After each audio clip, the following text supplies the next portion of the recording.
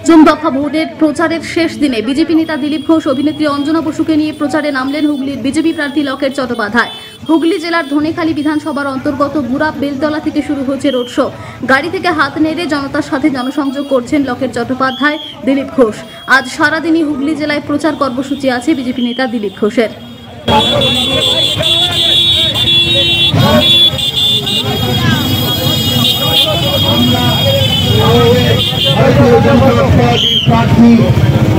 হুগলি থেকে নিজস্ব প্রতিনিধির রিপোর্ট, টিভি নিউজ 10।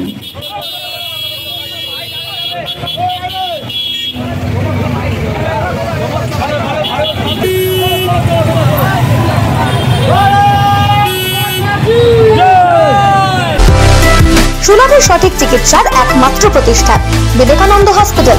24 ঘন্টা emergency service, blood bank, trauma care. আপনাদের সেবায় আমরা তৎপর।